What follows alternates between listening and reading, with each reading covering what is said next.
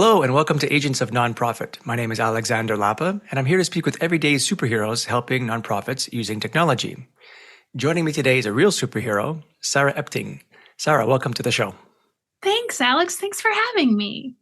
So, Sarah, for those people who don't know you, which I'm surprised if they don't know you already because you are very predominant in the Salesforce and the nonprofit world, could you just explain about who you are and what you do? Sure. My name's Sarah Epting. I'm the CEO and founder of Technopath, which is a Salesforce consulting and training company. So, emphasis on the training for nonprofits. And my background is in nonprofits. So, that's where I started my career. For the first 10 years of my career, I was in nonprofits, fundraising and marketing. And I got a master's degree in nonprofit management. And then I shifted over to Salesforce and have been in that space since. So I had a couple of Salesforce jobs and then started this company to really help nonprofits implement, maintain Salesforce. And then, like I said, I've really shifted to focusing on the training aspect, which I thought was lacking in the space. So not just, of course, the founder of Technopath, but you're also the creator of Salesforce Saturday, which is for nonprofits, and the host of a podcast as well. Yes, so Salesforce Saturday for nonprofits. Yes, I created that in November of 2020. So I'm. It's not just that. You're right. I'm in the ecosystem. I'm doing things. I speak at Salesforce. I've volunteered with Tech Forward. So I've done a lot of things in the ecosystem outside of my company. You take me as someone who likes to give back, especially on the training side of things and really sharing as much as you can with your audience. And I was curious to know, what is it that inspires you so much to give? It's fun. I like to do what I do, and I would do it for free for everything if I could. If that was possible and I didn't need to make a living, I might do it for free for not only Salesforce Saturday for nonprofits and some of the things I do in NPSP Academy, which is actually a community that I formed where I have lunch and learns and that sort of thing. I do all that as free giving back because I love to do it. And I do pro bono projects sometimes with volunteer days that certain volunteer organizations like Hands on Twin Cities has had. And I just love, love, love to do that. And it's just my passion. And I'm passionate about helping people get into Salesforce because I feel like for me, it helped me get out of a really bad situation in my life with a very awful, abusive marriage. And I was struggling and I was just able to get to a new point in my life through Salesforce. And I think that that can happen for other people. And I want to help other people get there. And a lot of times, the avenue for getting that experience can be with a nonprofit. And my goal is to help people or have people and be an evangelist for them to keep working with nonprofits for Salesforce, keep working with nonprofits in technology, not just do it as their first foot in the door to get to a different Salesforce consulting job. That's a lovely story. I had no idea. Thank you for sharing that. I also love asking the question to people when I get to know them for the first time is, what would you do? How would you spend your life if you did not have to work for money? And then, so hearing the answer is the same thing that you're doing now is lovely to hear. It's unfortunately not as common as it should be. I wish more people could say that they are doing exactly what they would be doing if they didn't have to work for money. So to hear that from you is music to my ears. Well, and I also have other passions. So I'm currently writing a novel. And so one of my, if I didn't have to make money, would be working on that full time as well. So it's not just Salesforce, but I do feel like a lot of times I give back because it makes me feel good as well as I wish I didn't have to charge for consulting services and training services. I wish I could just do it, but it's just not feasible right now. Well, to keep doing it, to keep offering quality content, to keep doing podcasts, obviously you need to put food on your table as well. So you have to charge just to keep your business alive, to be able to continue offering these kinds of services. So that's nothing to be ashamed about. No, I'm not ashamed of it at all. It's just I do help people, and when they need assistance and they tell me about their story, sometimes I'm able to give scholarships. So I like doing that as well.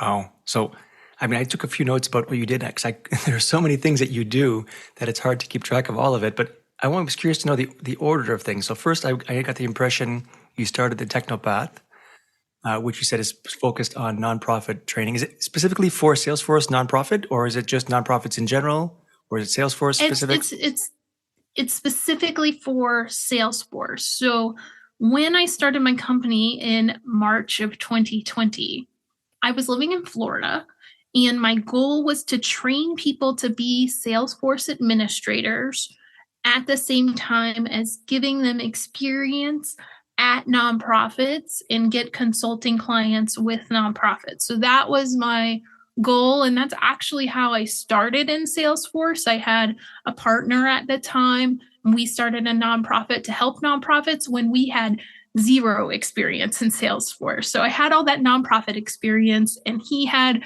a lot of data modeling experience and had worked in technology for 20 years, but we were both working to get that Salesforce experience. So we tried our hand at that. And then I decided to get more experience as a full-time Salesforce admin. So this was back in 2017, where I moved down to Florida to get that Salesforce admin experience at a publishing company. I moved over to a recovery treatment facility and was their senior Salesforce admin. And then in March of 2020, I started Technopath with that vision, and the vision had to change because of COVID. So I got a full-time contract with a nonprofit through a recruiter and was able to bill them corp to corp. So I really felt like, okay, I'm still doing the CEO of my own company, even though my full-time job, and I'm really considered a full-time employee by the organization, is to work for them. And then they wanted to keep me on. They wanted to hire me. But I said, I'm sorry. I have this vision. I have to do this. I have to help people get to the next level through nonprofits. I need to do that. And so I was able to convert them to a managed service package, which I'm still working with them. And so that was in January of 2021. So I had just started the Salesforce Saturday in November of 2020. And then I opened up an application for anybody who needed experience and training that had come to my Salesforce Saturdays. And I got 60 applications, and they were all awesome. There are so many people trying to get their foot into the Salesforce ecosystem who have masters in computer science or experience in project management or no experience at all sometimes, but they have passion. And so I opened up a Basecamp, which has the ability to have unlimited users. Basecamp is a project management system. And I let them all in. I met with most of them, and I said, sure, join. You're in the Technopath team now. And I thought that they could go out and get clients and then be the project lead on the client. So that was my thought. Like I hadn't had that idea before, but a lot of them already had their Salesforce admin certs, so it wasn't the training piece anymore. But that didn't really work out. People are not salespeople necessarily, and I was just hoping that they would be able to take this package and get it and be passionate enough to be able to. But that's a different skill set. So I backed up, shifted, got a couple more clients, kept a few, and encouraged the rest to keep going. And when I could give them work, I tried to give them work. And right now, where my business is that I am employing one employee full time because she has a full time contract with one of my clients. So the client signed on, I want a full time person. And I have another employee who I've had since March of 2021 who's been helping me with marketing. And now I'm really trying to build, after I've done like 3 or 4 cohorts of training in PSP, in nonprofit cloud, to a group of about 20 people. I'm now reworking that program to make it go into sprints and be even more accessible, so that that can be an ongoing rolling thing where we can have pro bono projects that they can be on, and I can be training them, and so they can be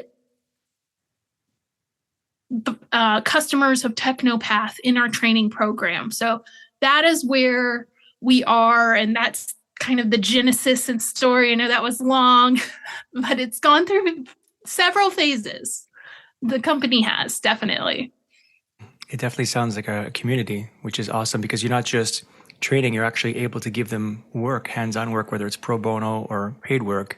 Just sometimes getting that experience, that in the field experience can be hard to find. And it's that loop, right?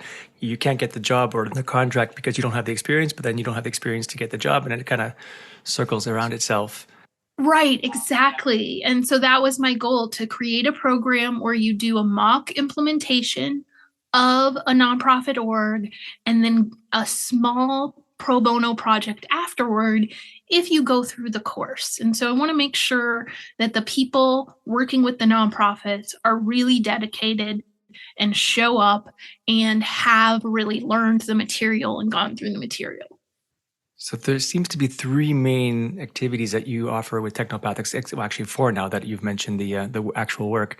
So you got courses, you got study guides / training, and you got resources. Can you talk a bit high level how that works all together? Well, altogether, the consulting right now is what is keeping the doors open as I build the training program and get more and more people on board. So the study guide for the nonprofit cloud certification exam is like a course in itself. It has videos and explanations of each of the topics, and it has 150 practice exam questions that I made up based on what Salesforce says that they test on. So I don't know how close, I get feedback from students how close my exam questions are to the actual test. And then I try to add things in. So that's a growth model. And then the next step is to get into that mock implementation program. And I've been surprised, a lot of the people who sign up for that course in that training program are people who are already working for Salesforce consultancies. So there's not that support, or they feel lost at what the nonprofits are really about, because I add nonprofit business into that course. So that's the big thing, is that I'm teaching you how nonprofits work and how they think. And so you can speak the language a little bit better when you're working with the nonprofit clients you already have. And so I was really surprised that that was the clientele, or some of the clientele I was getting, because I was expecting it to be more of the people who want that experience. And that next piece, as part of that program, is the pro bono.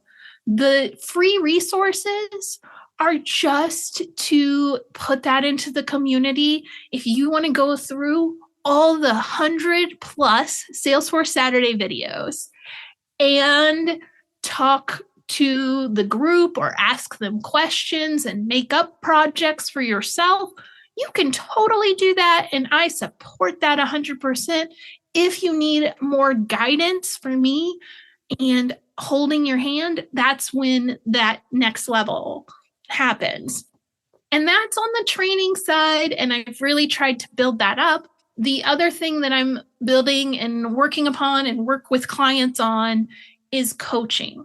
So taking those smaller nonprofits that can't afford thousands of dollars a month in a managed service package or a big implementation and doing small coaching sessions for either $65 for 30 minutes or 125 for an hour. And I just would, wherever you're stuck, if you get a roadblock, like I'm figuring this out myself, I'm learning, I'm an accidental admin for a very, very small nonprofit. And now I just need a little bit of help. Then I'm doing that coaching on the nonprofit side too, for those nonprofit employees who probably wear a lot of hats. They're sending out the direct mail, they're sending out the e-blast, they're doing everything for the nonprofit. And so they need help with Salesforce. Well, that's quite a bit of knowledge and resources that you share.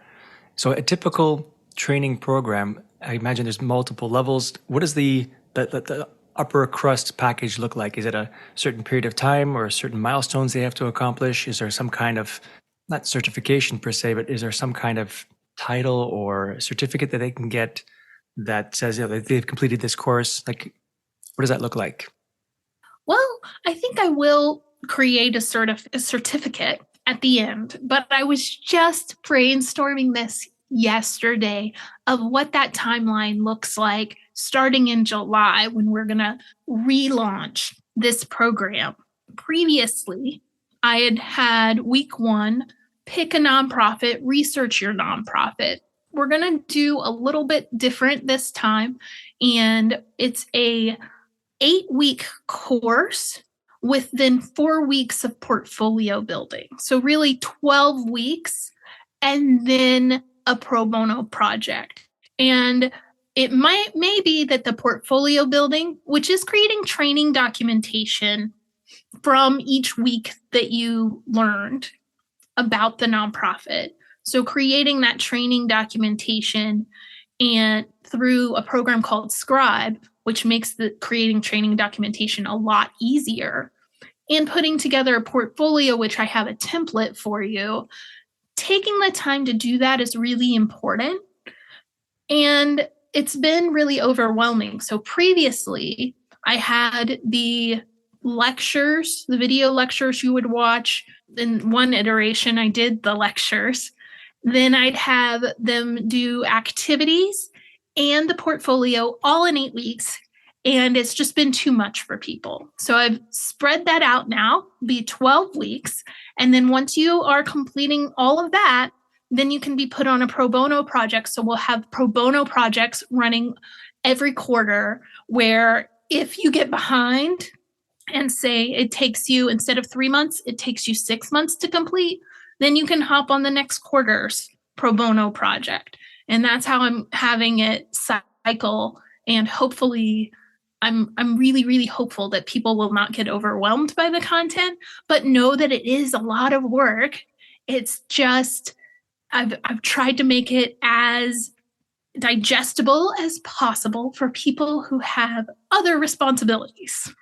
That's a lot. And I mean, Salesforce, of course, produces Trailhead that helps you get at least your feet wet in terms of nonprofits, but you've taken it to a whole new level. So it's wonderful to see that you offer this kind of comprehensive package and pro bono work or work at all to be able to really get consultants up and running and capable. Yeah, I'm super excited about it. I think you can tell from my energy and my voice, but it's just been a really great experience creating this. And Trailhead is a great resource.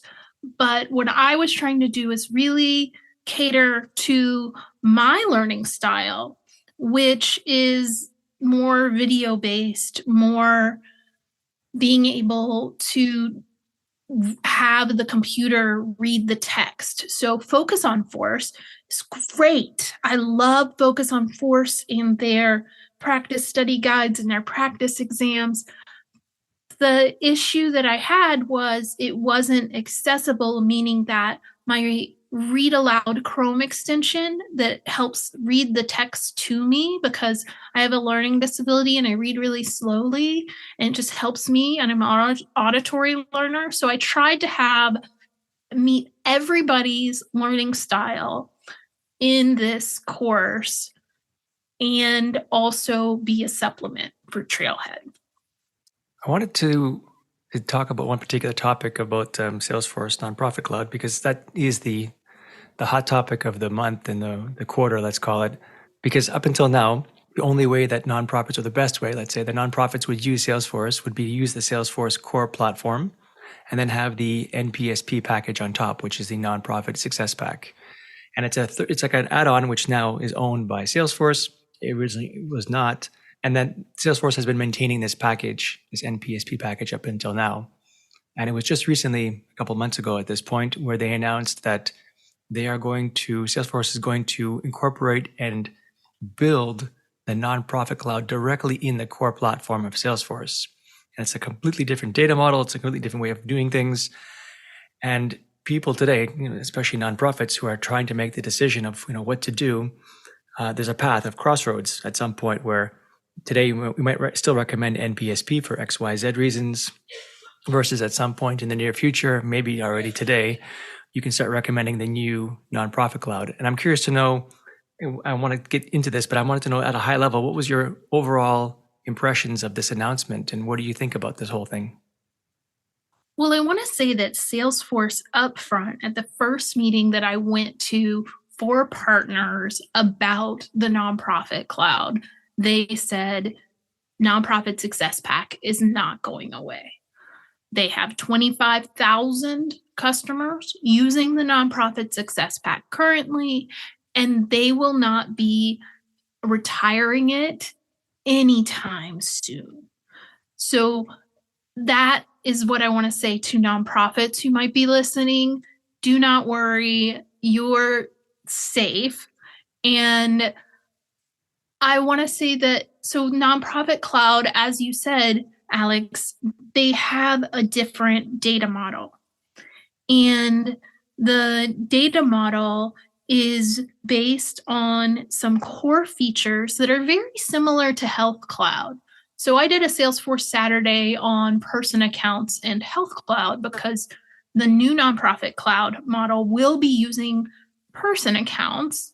And I, for one, am very positive about this. Like I said, I worked for a recovery treatment center and we use person accounts. And when I was using it, I thought, why don't the nonprofits use this? Right now, what they've released is their program and case management SKU that's on the nonprofit cloud. So if people want to take advantage of some of the fundraising features of the Nonprofit Success Pack, they will have to have two different orgs at the moment. And the thing that I'm a little disappointed about in terms of the nonprofit cloud will be the pricing for smaller nonprofits, because a lot of smaller nonprofits, when they use the program management module, which goes with the Nonprofit Success Pack, they have something called platform licenses for a lot of their case managers. So you might have a team of 20 people at your nonprofit. That's still a really small nonprofit.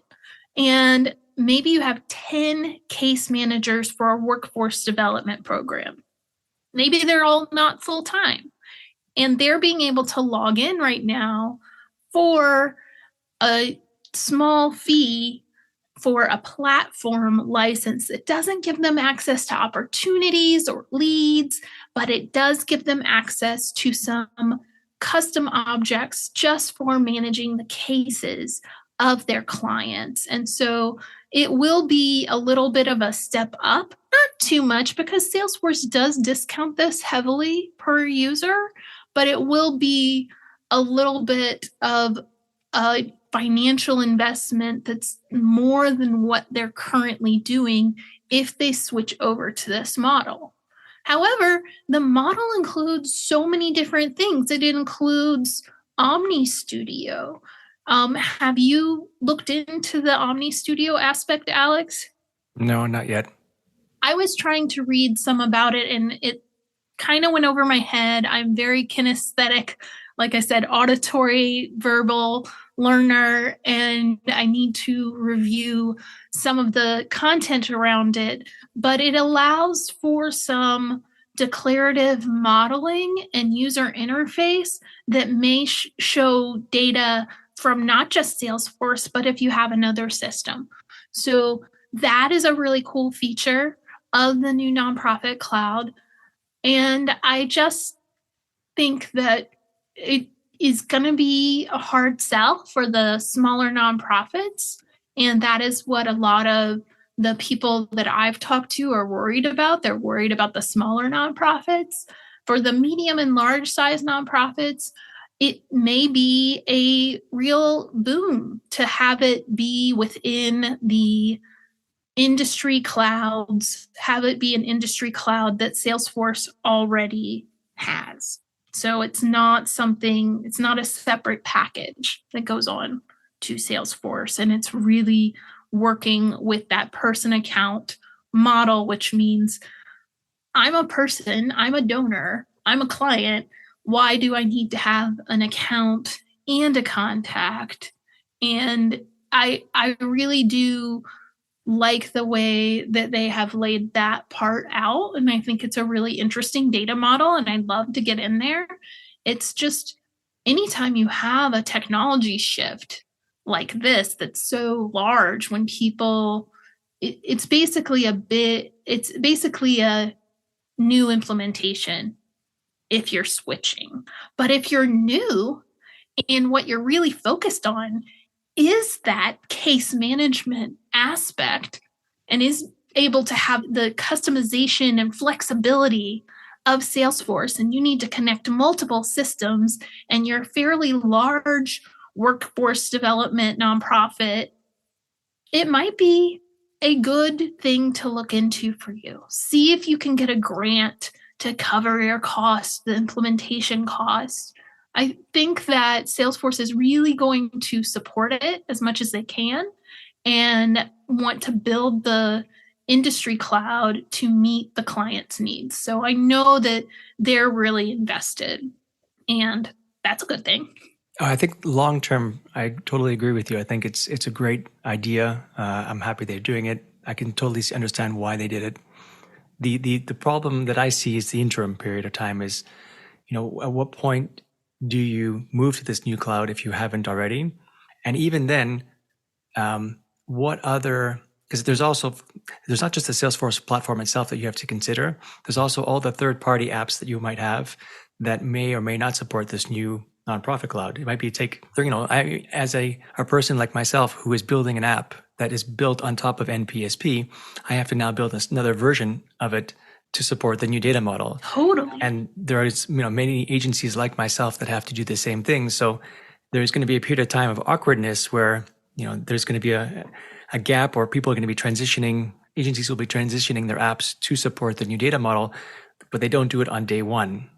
Plus, of course, all the feature parity that's not going to be there from day one either. They have to, Salesforce themselves need a bit of time to get this new nonprofit cloud up and running to be equal to NPSP. Of course, at some point it'll be more.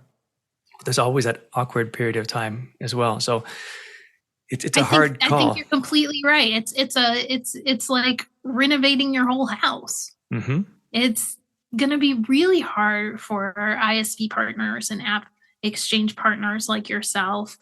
And I built something on top of NPSP for two of my clients that I was thinking about making as an app. And I hesitate now because I'm not sure where they're going to go with their fundraising and marketing models and when that's going to be really released and robust. And so I'm excited for all the development that's going to happen over the next couple of years. I'm just telling all of the nonprofits that Salesforce, from the beginning, before they even started presenting, when at the first meeting I went to, that's the first thing that was out of their mouth. Let us reassure you, NPSP is not going away, so that there is no freak out, I guess is a colloquial way to say it, amongst the nonprofits. It's a good reassurance. However, there's a concern, maybe not today or tomorrow, but at some point in the future, when the new nonprofit cloud is, let's say, more or less the same and maybe even better than the NPSP, as they want to add new features, it would be hard to convince me that they're going to add the feature to both NPSP and the nonprofit cloud. I think just like they moved from the classic UI to Lightning UI, at some point they're going to be adding new features only on the new cloud, and they're going to start not necessarily stop supporting, but they're going to stop enhancing the NPSP package. What are your thoughts And about I think that? that's a really good comparison. And that took at least 3 to 5 years for people to get really on board with the new UI from Classic to Lightning. And I think it's going to be very similar. And changing from process builders and workflows to flows, all of that, it just takes time. Change in technology takes time.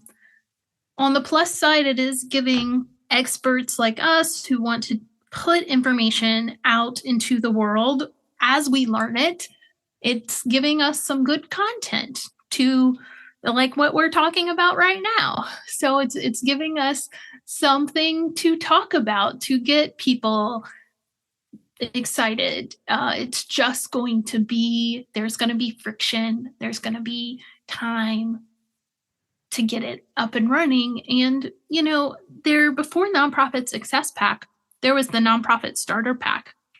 And I have been in orgs that are still using Classic, that are still using the Nonprofit Starter Pack. They didn't even upgrade to the Nonprofit Success Pack. Yeah, me And too. so it takes time, and some orgs might just not convert, and they'll just keep using it. And even if Salesforce stops supporting it, I don't think consultants like us will stop supporting it. You're absolutely right. And it's important to keep in mind that change is normal, that change, you shouldn't be frightened of change, that it's changes. Everything requires a certain amount of energy to keep going, right? You can't just completely ignore technology, think version 1.0 is going to last you forever. The mindset of people with technology should be that you constantly, on a regular basis, have to keep on feeding the technology, keep on improving it, maybe in small ways, but it's not something you can just ignore. It's like having a child. You have to give it love and attention and keep it going. And if you have that mindset, then you say, okay, well, this is just another bigger change. We'll get through it. I mean, people like yourself, Sarah, who will be able to handhold and guide people along the way to get to the right path and outcome. And we'll get through this kind of together. It's just part of the evolution of change, which is a completely normal way, completely normal business model for technology. Right. And the growth mindset and having that be what you want to do. You want to learn new things, and having that kind of shift to your mindset about being okay with technological change. Yeah. I'm not going to say I'm not nervous about it, but I'm trying to stay, I'm a very positive person in general. So I'm trying to stay very positive that this is going to be a good thing, and current Nonprofit Success Pack users will continue to use that excellent product as well. Absolutely. And the long term, like I said, is all positive, because the moment then all the various industries are on the same core platform, they can benefit from each other's enhancements. Something that was built for, like you said, Health Cloud could benefit everybody in the nonprofit cloud and vice versa. So, by everybody being on the same platform, we all end up winning. Right, exactly. Exactly, especially healthcare nonprofits, which is where I got my start. So if I think of it like that, and I think that's part of why I'm able to stay positive. My first job was at an organization that helped low income Georgians get eyeglasses, eye surgeries, and hearing aids. And we went through different iterations. And it's really where I learned technology because you have to wear a lot of different hats at small nonprofits. So I had my fundraising hat, my marketing hat, my technology hat, and my troubleshooting hat as the part of that technology hat. And I learned SQL in terms of being able to pull information from more, I wouldn't say archaic because at the time it made sense. It just not as cloud, it's not a cloud-based, customizable, declarative, more programmatic databases. I had to use SQL to pull reports out, and I learned those skills. And I just think that we had two different databases. So we had an EMR, which we had to have after America's Affordable Healthcare Act was passed. We had to get an electronic medical record system for our vision clinic.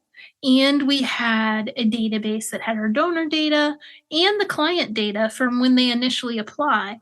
So those weren't linked together, and it would have been nice to have them linked together. So for an organization like that, something that has the nonprofit cloud managing their programs and Health Cloud managing the Health Cloud piece that connects to an EMR, because Health Cloud is built to connect to EMRs, it would be a great win for them and be able to get more out of their data, be able to see more outcomes, really get into that data and get more outcomes out so that they can get more money in. You can say, hey, we're doing all this stuff, and you have it all linked together, and you're able to tell this funder over here, we're doing all this stuff. Here's your weekly report on everything that we're doing. So I can see the real benefit for organizations like that. I totally agree. Yep. So I'm curious then, you said there's a lot of change happening in the Technopath in terms of courses, and you're planning a few things. I'm curious to know if there's anything you can share with the audience today about what's going to happen in the short-term future for Technopath.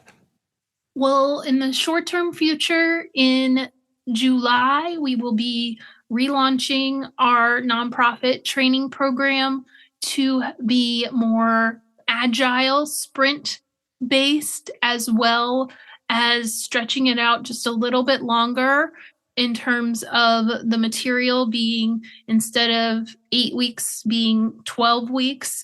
And we're able to get that going then. Well, the study guide and exam questions are available now. If you purchase them, you get that much off the nonprofit training program because that's included in the nonprofit training program. So you can get started right away with all I have to offer now. And we have a lot of free downloads on the website right now. But that program is getting reformatted so that it has workbooks, that for people who don't have two screens so that they can print out the activities. It's just everything's getting revamped for July. So that's what's happening in the future, as well as the nonprofit coaching that's happening right now. And that's something that I'm really excited about because I've been able to do this with a couple of different clients where they know their way around Salesforce and they just want me to coach them as they drive so that they learn as they go. So I am very excited about those two things. Awesome. And where can people go to find more about you online? If they have questions or follow-up questions, what's the best way that people can reach out to you? You can reach out to me on LinkedIn. I'm very responsive there. Our Salesforce Saturday for LinkedIn group, you can join. We meet every week, occasionally cancel for holidays and other reasons, but for the most part, we meet every week. NPSP Academy, which you can find the links to on technopath.io. So technopath.io will have all the links you need that I just said. And I hope that you join our community. It's rich. We have lunch and learns every week if you join the community. And actually I'm calling them learn and builds now. So really building together or watching me build the flow so we can learn the back end of the system together. That's great. And we'll put all the links in the show notes below. Okay, wonderful. Sarah, thank you so much. This has been great. It's been such a pleasure. Thank you so much for joining me today. You're welcome. Thank you so much for having me. All right, folks, that's it for today. I'm Alexander Lapa, and I hope you join me again in the next Agents of Nonprofit.